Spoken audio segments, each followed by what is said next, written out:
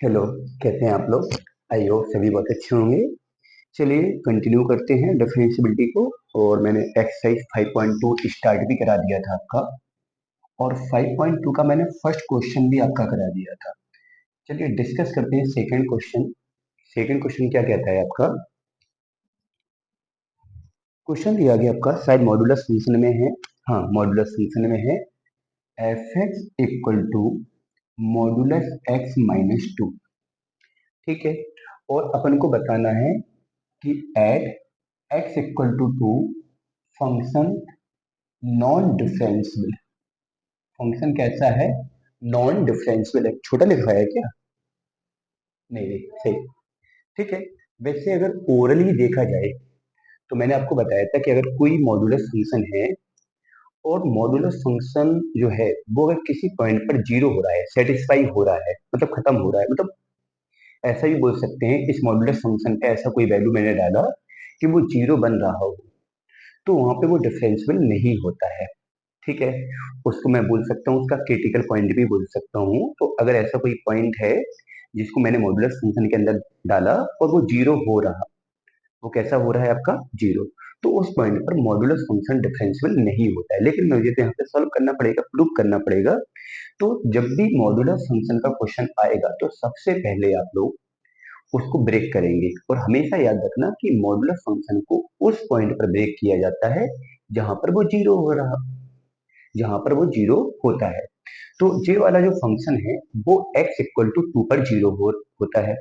अगर मैं यहाँ पे टू डालूंगा तो यहाँ पे x इक्वल टू टू पर ये पूरा फंक्शन आपका जीरो बन जाएगा। तो मैं इसको कहाँ ब्रेक करूंगा? जीरो पर ब्रेक, इसलिए टू पर ब्रेक करूंगा। तो मैंने यहाँ पे क्या लिखा, इस फंक्शन को जब मैंने ब्रेक किया, एफ एक्स इक्वल टू, मैंने क्या किया यहाँ पे x मैंने टू के लिए ब्रेक किया। और मैंने टू के लिए ही ब्रेक क्यों किया? क्योंकि मॉडुलस फंक्शन को उस पॉइंट पर मुझे ब्रेक करना है जहां पर वो सेटिस्फाई हो रहा हो, मतलब वो जीरो बन रहा हो। ठीक है। तो अगर मैं यहाँ पे टू रखूंगा तो टू पर जी क्या बन जाएगा? जीरो बन जाएगा। ठीक है। तो मैंने इसको टू के लिए ब्रेक किया, तो मैं एक्स मोर देन टू पर ब्रेक करूंगा और एक्स लेस देन टू पर ब्रेक करूंगा। ठीक है। तो हमेशा याद रखना कि मॉड्यूलर फंक्शन हमेशा उस पॉइंट पर ब्रेक होगा जहां पर वो जीरो बन रहा हो। ठीक है। अच्छा, यहाँ पे इक्वल वाला जो केस है वो किसी के साथ भी ले सकते हैं। चलो मैंने इक्वल वाला केस ले लिया मोर देन के साथ। तो x more than equal to के लिए ऊपर वाला केस और लेस देन के लिए नीचे वाला केस। अब देखो यहाँ पे, जब x की वैल्यू, अब समझना मॉड्यूलर फंक्शन को ब्रेक करना मैंने आपको बेसिकली बताया था जब मैंने आपको लिमिट वगैरह बताई थी, फंक्शन वगैरह मैंने आपको पढ़ाया था। तो वहां पे मैंने मॉड्यूल को ब्रेक करना बताया था। तो मैंने जब इसको टू के लिए ब्रेक किया तो मैंने टू से मोर देन के लिए एक बार ब्रेक किया और टू से लेस देन के लिए मैंने ब्रेक किया। तो टू से मोर देन का मतलब क्या है कि जो एक्स की वैल्यू है वो टू से ज्यादा है। अगर मैं यहाँ पे एक्स की वैल्यू टू से ज्यादा डालूंगा तो टू से ज्यादा के लिए ये कैसा फंक्शन बनेगा? पॉजिटिव बनेगा। क्लियर है ना? और टू से कम पर, जैसे मैंने यहाँ पे वन डाला, जीरो डाला, माइनस वन डाला, तो टू से कम के लिए ये कैसा बनेगा आपका? नेगेटिव बनेगा। तो टू से ज्यादा के लिए ये पॉजिटिव बनेगा और टू से कम के लिए नेगेटिव बनेगा। तो इस प्रकार से मॉड्यूलस फंक्शन को हम लोग ब्रेक करते हैं। अब आपके मन में एक बात आ रही होगी कि सर मॉड्यूलस फंक्शन जो होता है वो ऑलवेज पॉजिटिव होता है, फिर यहाँ पर माइनस लगाने का क्या मतलब निकला?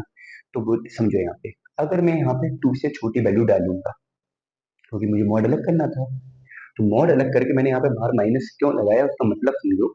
क्योंकि जब मैं यहाँ पे टू से छोटी वैल्यू डालूंगा, दो से छोटी वैल्यू यहाँ पे डालेंगे, जैसे मैंने वन डाला, तो वन डालने पर ये कितना हुआ? Minus one. तो ये माइनस मैंने इसलिए लगाया कि जो माइनस वन अंदर बनेगा वो इस माइनस से क्या हो जाएगा? प्लस वन हो जाएगा। मॉडुलस की वैल्यू ऑलवेज पॉजिटिव होती ही होती है। तो मॉडुलस को बैलेंस करने के लिए, उसके आउटपुट को पॉजिटिव बनाने के लिए मैंने क्या लगा दिया? माइनस लगा दिया। या तो मॉड लगा हो या फंक्शन को ऐसे मैनेज करके लिखा गया हो कि इनपुट कैसा भी हो बनेगा पॉजिटिव, इनपुट कैसा भी हो बनेगा पॉजिटिव। चलिए, तो टू से मोर देन के लिए पॉजिटिव और टू से लेस देन के लिए नेगेटिव। टू से मोर देन के लिए पॉजिटिव, टू से लेस देन के लिए नेगेटिव। चलिए, फंक्शन ब्रेक हो गया। अब मैं यहाँ पे डिफरेंशियबिलिटी चेक करूंगा। तो सबसे पहले निकालेंगे राइट हैंड डेरिवेटिव। सबसे पहले क्या निकालेंगे? Right hand derivative. तो लिमिट, बेटा यहाँ पे देखो, H tends to zero, F two plus का एच माइनस का F2 अपॉन एच। चलिए, limit H tends to zero. अच्छा, दो से ज्यादा के लिए फंक्शन कौन सा है? ऊपर वाला है। तो ऊपर वाले फंक्शन में x के प्लेस पर टू प्लस एच डालेंगे, तो टू प्लस एच एक्स की प्लेस पर -2। ठीक है, फिर टू के बराबर के लिए भी ऊपर वाला है, तो यहाँ पे टू -2 अपॉन कितना हो गया एच। टू से टू यहाँ कैंसिल हुआ, टू से टू कैंसिल यहाँ हुआ, तो यहाँ पर हो गया limit H tends to zero. ऊपर h और नीचे भी h, h से h कैंसिल, फाइनली कितना आया? 1 आया। ये तो हो गया राइट हैंड डेरिवेटिव। ऐसे ही निकालेंगे लेफ्ट हैंड डेरिवेटिव। ठीक है, लेफ्ट हैंड डेरिवेटिव हो जाएगा limit h tends to zero f2 minus H minus का f2 अपॉन माइनस एच। चलिए, limit h tends to zero. दो से कम के लिए फंक्शन कौन सा है? नीचे वाला है, तो नीचे वाले में मैं टू माइनस एच डालूंगा, तो माइनस तो पहले ही बाहर लगा है, एक्स के स्थान पर टू माइनस एच डाला और -2 पहले से है। दो के बराबर के लिए ऊपर वाला, तो टू -2 अपॉन में कितना है? Minus H. टू से टू कैंसिल हुआ, टू से टू कैंसिल हुआ, माइनस एच और माइनस एच आपका प्लस का एच हो जाएगा, अपॉन में माइनस एच कैंसिल करने पर ये कितना आया आपका? -1 आया। तो अगर मैं यहाँ पे बात करूँ तो left hand derivative does not equal to right hand derivative, तो मैं बोलूंगा नॉन डिफरेंशियल फंक्शन। फंक्शन कैसा हो गया आपका? नॉन डिफरेंशियल हो गया, क्योंकि यहाँ पे इन दोनों डेरिवेटिव की वैल्यू कैसी है? नॉट इक्वल है। ठीक है, थर्ड वाले क्वेश्चन में ओनली मॉड एक्स दिया गया है, तो आप लोग इसको खुद ही सॉल्व करेंगे। मैं थर्ड वाले का हिंट करूंगा, थर्ड क्वेश्चन का मैं हिंट करूंगा कि जो फंक्शन मॉड एक्स है उसको मैं जीरो के लिए ब्रेक करूंगा, क्योंकि ये जीरो डालने पर ही जीरो हो रहा है। मैंने बताया था कि मॉड्यूलस फंक्शन को उस पॉइंट पर ब्रेक करते हैं जहां पर वो पूरा जीरो बन रहा हो। ठीक है, तो जब मैं इसको ब्रेक करूंगा तो मैं जीरो से मोर देन के लिए अलग करूंगा और लेस देन के लिए अलग करूंगा। चलिए, जीरो से मोर देन पे इसको मैं पॉजिटिव रखूंगा, जीरो से लेस देन पर नेगेटिव रखूंगा। क्यों? क्योंकि जीरो से छोटी वैल्यू डालने पर जब यहाँ पे नेगेटिव वैल्यू डालोगे तो ये वाला नेगेटिव उसको कैसा बना देगा? पॉजिटिव बना देगा। तो मॉड्यूलर फंक्शन को ब्रेक करते समय एक पॉजिटिव और एक नेगेटिव बनाते हैं, तो जो नेगेटिव वाला पोर्शन होता है एक्चुअल में है वो पॉजिटिव, क्योंकि वहां पे ऐसा आउटपुट होता है कि उस आउटपुट के बाद वो अपने आप ही पॉजिटिव बन जाता है। समझ पा रहे हो मैंने क्या बोला? कि ये नेगेटिव बना जरूर है, लेकिन इसका आउटपुट ऐसा है उसको फाइनली कैसा बना देगा? पॉजिटिव बना देगा। और मैंने कहा इक्वल वाला के साथ किसी के भी साथ ले सकते हैं, तो इस वाले को आप लोग स्वयं करेंगे। ठीक है, चलिए क्वेश्चन नंबर फोर्थ है आपका। क्वेश्चन नंबर फोर्थ है आपका, देखिए यहाँ पे। तो अगर क्वेश्चन नंबर फोर्थ की हम लोग बात करें, F X equal to X mod X. यहाँ पे एक्स भी है और मॉड एक्स भी है, और x इक्वल टू जीरो पर मुझे x इक्वल टू जीरो पर डिफरेंशियबिलिटी की जांच करना है। वैसे मैं आपको बता दूं, अगर कभी भी मॉड्यूलस फंक्शन का क्वेश्चन है वहां पे डिफरेंशियबिलिटी की जांच अगर आपको करनी है, अगर कोई ऐसा पॉइंट आपके पास है जिस पर वो मॉड्यूलस फंक्शन जीरो बन रहा हो, तो हम लोग वहां पे डायरेक्टली बोल सकते हैं कि यहाँ पे फंक्शन डिफरेंशियबल नहीं होगा, सॉरी फंक्शन की डिफरेंशियबिलिटी नहीं होगी। लेकिन फिर भी अप्रूव वाले सवाल है तो करना ही पड़ेगा। तो इस मॉड्यूल भाई ये तो वैसे ही अलग है, तो यहाँ पे मॉड अगर साथ में है तो उसको मुझे ब्रेक करना होगा। मॉड अगर साथ में है तो उसको हमें ब्रेक करना होगा, तो मैं जीरो के लिए ही ब्रेक करूंगा, क्योंकि ये वाला जो पार्ट है वो जीरो डालने पर ही जीरो हो रहा है। एफ एक्स इक्वल टू, मैंने x मोर देन के लिए अलग ब्रेक किया, x लेस देन के लिए अलग ब्रेक किया। जब x की वैल्यू जीरो से मोर देन है तो इसको मैं पॉजिटिव में तोड़ूंगा, तो जे पॉजिटिव और जे भी पॉजिटिव, तो ये एक्स स्क्वायर बन जाएगा। और जीरो से कम में जो नेगेटिव होगा, नेगेटिव एक्स में एक्स का गुणा करोगे तो माइनस एक्स स्क्वायर हो जाएगा। और मैंने कहा इक्वल वाला केस आप किसी के साथ भी ले सकते हैं, तो जीरो से मोर देन के लिए ऊपर वाला और जीरो से लेस देन के लिए फंक्शन नीचे वाला होगा। चलिए, अब मैंने निकाला क्या? Right hand derivative, limit H tends to zero, limit H tends to zero.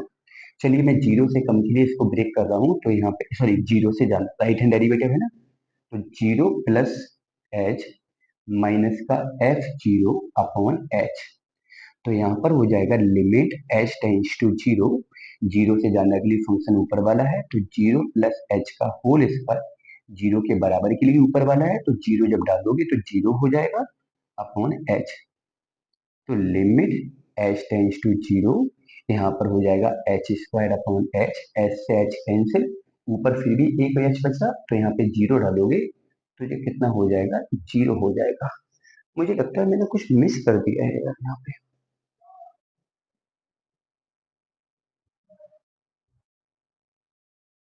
हाँ जी, यहाँ पे डिफरेंशियल हो जाएगा क्योंकि यहाँ पे साथ में फंक्शन और लगा पड़ा है एक्स, जो इसको जीरो बना रहा है, जो इसको कैसा बना रहा है, जीरो बना रहा है, इसलिए ये हो जाएगा आपका। क्योंकि अगर अकेला होता तो फिर बात अलग होगी, अगर ये अकेला होता तो डिफरेंशियल नहीं होता। जैसे मॉडुलस एक्स अकेला होता तो वहां पे डिफरेंशियल नहीं होता, लेकिन यहाँ पे जो एक्स है ना, तो यहाँ पे एक्स है और यहाँ पे मॉड एक्स है, तो इन दोनों का जो मिक्सअप क्वेश्चन बना है वो आपका डिफरेंशियल हो गया किस पर, एक्स बराबर जीरो पर। हाँ, मॉडुलस फंक्शन अकेला अगर है तो वो उस पॉइंट पर डिफरेंशियल नहीं होगा, जो उसका क्रिटिकल पॉइंट होगा। क्रिटिकल पॉइंट मतलब जिस पॉइंट पर वो फंक्शन जीरो बन रहा हो, जिस पॉइंट पर वो क्या बन रहा हो, जीरो। तो इसका मतलब क्या हुआ आपका, इसका left hand right hand derivative zero आया, सेम हम लेफ्ट हैंड डेरिवेटिव निकालेंगे, तो limit H tends to zero, F zero minus H minus का F zero upon minus H. चलिए limit H tends to zero, zero से कम के लिए फंक्शन कौन सा है, नीचे वाला है, तो जीरो माइनस एच का होल स्क्वायर, जीरो के बराबर के लिए ऊपर वाला, तो जीरो अपॉन माइनस एच। चलिए limit H tends to zero, ऊपर माइनस एच स्क्वायर, नीचे माइनस एच, माइनस से माइनस खत्म, एक एच से एक एच खत्म, ऊपर ओनली एक एच बचा जिसकी लिमिट जीरो है, तो फाइनली ये जीरो आ जाएगा।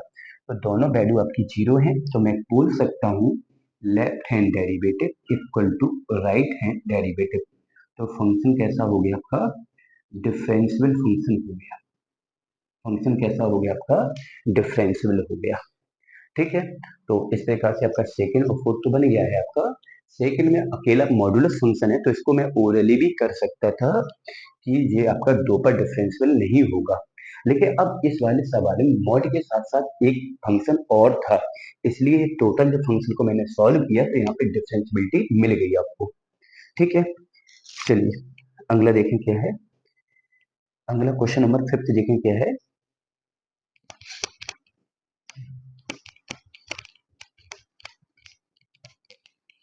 इसकी शॉर्ट तो ले ही लिया होगा आप लोगों ने।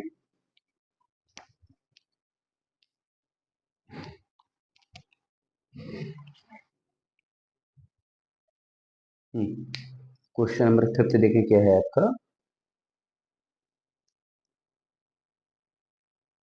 क्वेश्चन नंबर फिफ्थ क्या है, दिखाइए कि निम्नलिखित फलन, एक कोई फंक्शन है एफ एक्स इक्वल टू कितना है, एक्स स्क्वायर,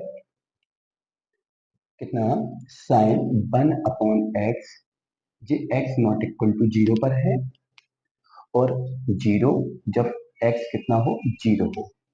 तो मुझे एक्स बराबर जीरो पर डिफरेंशियबिलिटी की जांच करनी है, एट एक्स बराबर जीरो पर मुझे किसकी जांच करनी है, डिफरेंशियबिलिटी की जांच करनी है। चलिए सबसे पहले मैं क्या निकालूंगा, राइट हैंड डेरिवेटिव, तो limit H tends to zero, F zero plus H minus का एफ जीरो अपॉन एच। देखो जीरो के बराबर के लिए फंक्शन जीरो है, नॉट इक्वल का मतलब होगा जीरो से अप डाउन, मतलब वो जीरो नहीं होगा, जीरो से ऊपर भी बात करेंगे वहां पे, नीचे भी बात करेंगे। नॉट इक्वल में क्या होता है, उस संख्या उस नंबर से ऊपर नीचे तो बात करेंगे, ऊपर नीचे इन द सेंस उससे ज्यादा के लिए उससे कम के लिए, लेकिन उस वैल्यू के लिए बात नहीं करेंगे। तो जीरो के बराबर के लिए फंक्शन जीरो है, और नॉट इक्वल के लिए फंक्शन ऊपर वाला है। चलिए तो limit H tends to zero, zero से ज्यादा के लिए या कम के लिए फंक्शन ऊपर वाला ही है, तो ऊपर वाले फंक्शन में जीरो प्लस एच डालोगे तो जीरो प्लस एच का whole square sine one upon zero plus H minus F zero पर कितना है, जीरो है, अपॉन में एच है। तो limit H tends to zero, यहाँ पे एच स्क्वायर हो जाएगा साइन 1/एच। ठीक है। अच्छा, इस एच से एक एच आपका कैंसिल हो गया, तो limit H tends to zero, यहाँ पे बचा एच और साइन 1/एच। अब यहाँ पे थोड़ा समझेंगे कि मैंने यहाँ तक तो इसको बहुत अच्छे से सॉल्व कर ही लिया है राइट हैंड डेरिवेटिव को। अब एच का मान क्या है, जीरो है, और साइन का कोई भी एंगल हो इसकी वैल्यू ऑलवेज कैसी होती है, फाइनाइट वैल्यू होती है। कहाँ से कहाँ तक, -1 से 1 तक। जो साइन की वैल्यू होती है वो -1 से 1 के बीच में ही होती है। कोई भी एंगल हो, जो किसी भी एंगल के लिए साइन की वैल्यू होती है, मतलब मैं अगर किसी भी एंगल पर मैं बात करूं, तो साइन का वैल्यू जो है ना तो 1 से बड़ा जाता है और ना -1 से छोटा जाता है। तो उसका वैल्यू जो है वो जीरो से सॉरी -1 से 1 के बीच में होगा, और -1 से 1 के बीच में जो भी संख्या है उसमें भी जीरो का गुणा करेंगे, मल्टीपल करेंगे, तो फाइनली जीरो ही आएगा। तो ये हो गया राइट हैंड डेरिवेटिव। ऐसे ही मैं निकालूंगा लेफ्ट हैंड डेरिवेटिव। तो limit H tends to zero, F zero minus H, minus का F zero upon minus H. तो limit H tends to zero, zero से कम के लिए यह जानना कि फंक्शन ऊपर वाला है, तो जीरो माइनस एच का होल स्क्वायर साइन 1/0 - एच, तो जीरो के बराबर के लिए जीरो, अपॉन में कितना है, माइनस का एच है। चलिए सॉल्व करें, तो यहाँ पे कितना हो जाएगा, limit H tends to zero, चलिए माइनस एच का स्क्वायर करेंगे तो एच स्क्वायर हो जाएगा, और साइन -1/एच, -1/एच कैसे, क्योंकि माइनस नीचे लगा है, -1/एच, अपॉन में कितना, माइनस एच, एक एच से एक एच कैंसिल हो गया, तो limit H tends to zero, यहाँ से माइनस बाहर आएगा, एच यहाँ पे बचा है, और साइन 1/एच, और अपॉन में भी कितना है, -1 बचा, माइनस से माइनस कैंसिल, एच का वैल्यू कितना है, जीरो है, और साइन जो है 1/एच वो ऑलवेज कैसा होगा, फाइनाइट वैल्यू होगा। सॉल्व तो नहीं कर सकते हैं, एक्यूरेट तो नहीं बता सकते हैं, क्योंकि एंगल में जो है, एंगल जो है 1/एच वो टेंडिंग टू इन्फिनिटी हो रहा है, क्योंकि इस लिमिट के लिए वो टेंडिंग टू इन्फिनिटी हो रहा है, तो कुछ भी बना रहा है उसकी वैल्यू ऑलवेज कैसी होगी, फाइनाइट होगी, फ्रॉम -1 to 1, साइन की वैल्यू ऑलवेज फाइनाइट होगी फ्रॉम -1 to 1। ठीक है, इस फाइनाइट वैल्यू में जीरो का मल्टीप्लाई करोगे तो जीरो ही आएगा। तो देखा जाए, जब मैंने इसको सॉल्व किया, राइट हैंड डेरिवेटिव निकाला, लेफ्ट हैंड डेरिवेटिव निकाला, और दोनों डेरिवेटिव आपके बराबर हैं, तो मैं बोल सकता हूँ left hand derivative equal to right hand derivative. तो मैं बोल सकता हूँ this is differentiability function at x equal to zero पर, x इक्वल टू जीरो पर। मैंने जब चेक किया तो राइट हैंड डेरिवेटिव और लेफ्ट हैंड डेरिवेटिव दोनों की वैल्यू जीरो है, तो मैं बोल सकता हूँ ये फंक्शन आपका डिफरेंशियबल है। ठीक है, क्वेश्चन नंबर 6 को तो वैसे ही ब्रेकअप करके दिया गया है, तो 6 वाला भी आप लोग स्वयं करेंगे। ठीक है, तो नहीं अगर आपको क्वेश्चन कोई दिक्कत होती है तो मैंने एक दो लेक्चर में अपना नंबर दिया है, चलो आज भी मैं डिस्कस कर देता हूँ, बता देता हूँ क्या नंबर, 87567650 सॉरी 9, ये मेरा नंबर है। तो अगर किसी क्वेश्चन को लेकर अगर कोई दिक्कत आती है तो इस नंबर के व्हाट्सएप पे मैं हम लोग आप हमको मैसेज कर सकते हो। ठीक है, तो क्वेश्चन नंबर 6 आप लोग स्वयं करेंगे। चलिए, अच्छा सेवेंथ क्वेश्चन जो है, एट्थ क्वेश्चन जो है, नाइन्थ क्वेश्चन जो है, seven eight ninth, seven eight और नाइन्थ, ये वाला जो क्वेश्चन है वो मैं एक्सरसाइज 5.3 में डिस्कस करूंगा। जैसे ही मैं 5.3 पढ़ाऊंगा तब मैं वहां पे इन तीनों क्वेश्चन का डिस्कशन करूंगा। इन तीनों क्वेश्चन का डिस्कशन मैं कहाँ करूंगा, 5.3 में, क्योंकि इनमें डेरिवेटिव के फॉर्मूले से क्वेश्चन तीनों डायरेक्ट ही हो जाएंगे। तो इन तीनों क्वेश्चन का डिस्कशन मैं 5.3 में ही करूंगा। ठीक है, अंतिम क्वेश्चन आपका है, क्वेश्चन नंबर 10 है, ये आपका दिया गया एफ एक्स इक्वल टू ई की पावर मॉड एक्स। ठीक है, तो मॉड लगा है तो मॉड को ब्रेक करना ही पड़ेगा। तो जब मैं इसको ब्रेक करूंगा तो मैं किसके लिए ब्रेक करूंगा, जीरो के लिए, क्योंकि ये जो मॉडुलस वाला पोर्शन है वो x बराबर 0 पर ही 0 बन रहा है। और मॉड्यूलस फंक्शन को उस पॉइंट पर ही ब्रेक किया जाता है जहां पर वो मॉड्यूलस फंक्शन 0 बन रहा हो। वो मॉड्यूलस फंक्शन क्या बन रहा हो? 0। तो मैंने 0 पे ब्रेक किया, तो 0 से मोर देन की बात की तो e की पावर प्लस का x होगा, और सॉरी 0 से मोर देन का, तो 0 से जब लेस देन की बात की तो e की पावर माइनस x होगा। और बराबर के लिए भी मैंने ऊपर वाला ही केस ले लिया। तो जरूरी नहीं कि बराबर के लिए आप ऊपर वाला ही केस ले, अगर ऊपर वाला आपको सुंदर नहीं लग रहा है तो आप नीचे वाला केस भी बराबर में ले सकते हैं। चलिए अब देखो यहाँ पे सबसे पहले मैं निकालूंगा यहाँ पे राइट हैंड डेरिवेटिव। तो लिमिट h टेंड्स टू 0 और f 0 प्लस h माइनस का h 0 अपॉन h। तो लिमिट h टेंड्स टू 0, अच्छा 0 से ज्यादा के लिए फंक्शन ऊपर वाला, तो e की पावर क्या हो जाएगा? 0 प्लस h। अब मैं थोड़ा सा जगह नहीं है तो मैं थोड़ा सॉल्व करूंगा। 0 प्लस h यहाँ रखोगे तो फाइनली h ही रहेगा, माइनस जब मैं यहाँ पे 0 रखूंगा तो x का वैल्यू 0 है ना, तो e की पावर 0 क्या बन जाएगा? 1 बन जाएगा। अपॉन में कितना है? h।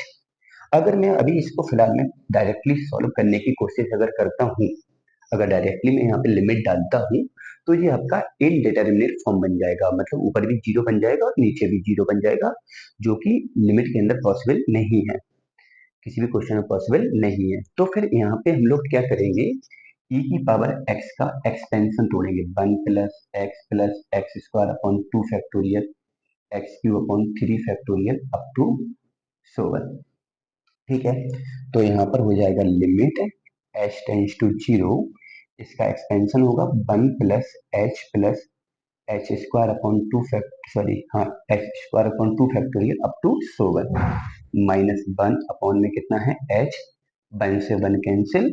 चलिए ऊपर वाले पोर्शन से मैंने h कॉमन लिया, तो यहाँ बचा कितना? बचा 1 बचा, यहाँ h अपॉन 2 फैक्टोरियल बचा अप टू 7 अपॉन में कितना है? h। h से h कैंसिल। जब मैं यहाँ लिमिट डालूंगा तो यहाँ तो देखो 1 बचेगा पहले नंबर पे, बाकी आगे वाले पोर्शन में सभी के साथ क्या होगा? h, क्योंकि h का पावर तो बढ़ रहा है ना, तो आगे सारे के सारे पार्ट के साथ क्या होगा? h, जिसका वैल्यू 0 है तो आगे के सारे पार्ट 0 हो जाएंगे, तो फाइनली इसका आंसर कितना आएगा? 1 आ जाएगा। ठीक है, थोड़ा इसको एक बार फिर से आप लोग बैक करके देख लेना, मैंने थोड़ा सा डायरेक्ट किया है। कैसे? जब मैंने f 0 प्लस एच को निकाला तो ज्यादा के लिए बात की तो ऊपर वाला फंक्शन लिया, और 0 प्लस एच के स्थान पर मैंने सीधा h रख दिया, क्योंकि 0 प्लस एच क्या होगा? h ही होगा, और 0 के लिए भी ऊपर वाला फंक्शन लिया, तो e की पावर 0 का वैल्यू 1 हो गया। चलिए अब मैं लेफ्ट हैंड डेरिवेटिव की बात करूंगा, तो limit h tends to 0 f 0 minus H 0 upon minus H. Clear है ना? चलिए अब मैं यहाँ पे क्या करने वाला हूँ बेटा, लिमिट एच टेंस टू 0। अब 0 माइनस एच के लिए फंक्शन कौन सा है? नीचे वाला है। कौन सा है? नीचे वाला। तो नीचे वाले में जब 0 minus H means minus H, तो 0 में से जब एच जाएगा तो माइनस एच ही बचेगा। जब मैं यहाँ पे माइनस एच रखूंगा, 0 minus H minus H, 0 minus H यहाँ रखेंगे तो क्या बचेगा? माइनस एच, और माइनस माइनस का हो जाएगा प्लस एच। e की पावर h 0 के बराबर के लिए ऊपर वाला, तो e की पावर 0 1 अपॉन माइनस एच। चलिए अब मैं क्या करूंगा? वही प्रसार तोड़ूंगा, लिमिट h टेंस टू 0, ऊपर जब मैं प्रसार तोड़ूंगा तो e की पावर h, मतलब x का तो मैंने लिखा है, h का भी लिख देंगे 1 plus H square upon 2 factorial H Q upon 3 factorial, इसी के लेकिन लेकिन लेकिन लेकिन जे हाँ चलिए चलिए ओके, e की पावर h का प्रसार तोड़ दिया मैंने। अब यहाँ पे क्या है? माइनस में कुछ नहीं, मैंने मुझे लगा मैं कुछ गलत करता हूँ इसलिए मैंने लेकिन लेकिन बोला, माइनस 1 अपॉन में कितना है? Minus H. 1 से 1 कैंसिल हो गया। ठीक है, थोड़ा सा जगह नहीं समझ में आ रहा मुझे, इस क्वेश्चन को मैं यहाँ पे बता देता हूँ। ये वाला बोर्ड काफी ज्यादा कंजेस्टेड हो गया है, थोड़ा समझने की कोशिश कर लेना, बहुत ज्यादा घना हो गया है। ये वाला पार्ट मैं वहां बता रहा हूँ, थोड़ा सा मैनेज करना, और मैं नहीं चाहता हूँ कि इतने से पार्ट के लिए मैं एक बार बोर्ड को रब करूँ। ठीक है, तो मैं इस वाले पार्ट को यहाँ लिखने जा रहा हूँ।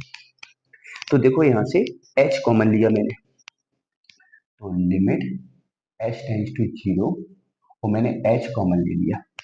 अंदर क्या कितना बचा, यहाँ 1 बचा। फिर आगे वाले पार्ट से h कॉमन लिया तो h अपॉन 2 फैक्टोरियल बचा। इसी क्रम में आगे बढ़ोगे नहीं बढ़ोगे, यहाँ से h कॉमन ले लिया मैंने तो यहाँ तो 1 बचा। h कॉमन लिया तो यहाँ पे ओनली h बचेगा। इसी क्रम में आगे बढ़ोगे और अपॉन में कितना है माइनस h, h से h कैंसिल। अब बेटा जब मैंने लिमिट डाला तो पहला तो 1 है, आगे जितने भी पार्ट होंगे सभी के साथ h होगा तो वो सब जीरो हो जाएंगे। अपॉन में -1, ये सब जीरो है, 1 प्लस जीरो 1, 1 में -1 का डिवाइड करोगे तो फाइनली -1 ही आ जाएगा। अब देखेंगे इस वाले सवाल में राइट हैंड डेरिवेटिव 1 है और लेफ्ट हैंड डेरिवेटिव -1 है।